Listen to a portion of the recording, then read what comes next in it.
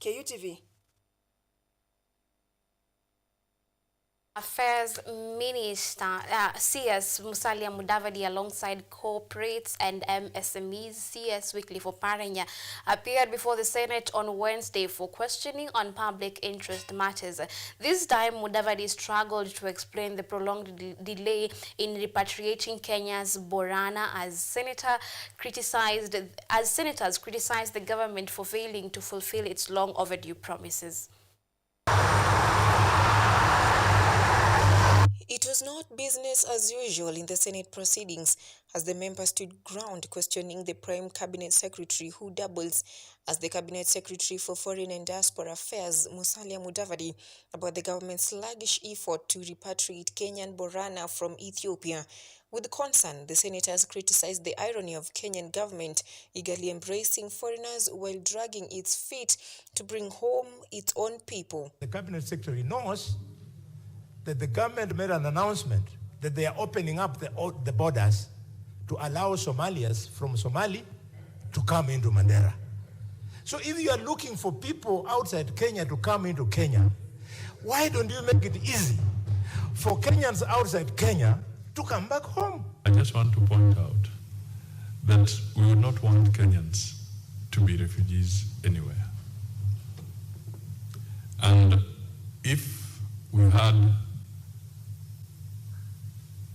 all the resources and all the planning, it would not necessarily take this long for the refugees to be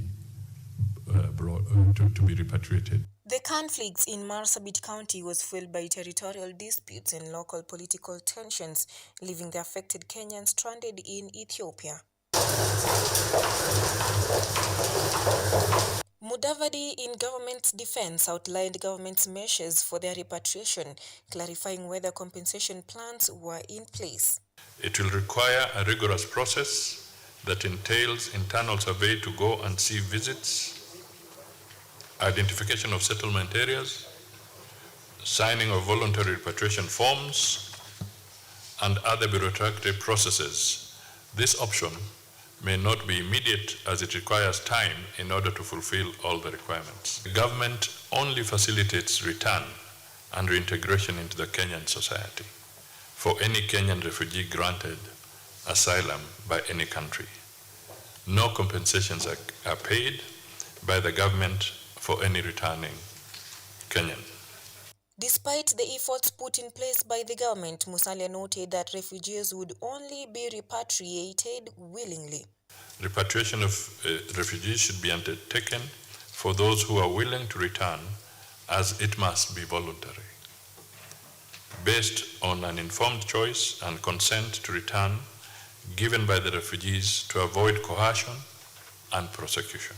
Cooperatives and MSMEs Cabinet Secretary Wycliffe Oparanya was next to face intense scrutiny as senators demanded answers on the failure of both the former and current Kenya Cooperative Creameries (KCC) to settle terminal dues amounting to more than 200 million Kenyan shilling for employees and their compensation plans. I'm aware of claims of funds deducted from the then employees' salaries that had not been remitted in their cooperative society in respect of their shares. This amount is being considered together with other employment dues. The grilling aimed at checking the credibility and bring at par the cabinet secretaries with their role. Ochieng Cynthia.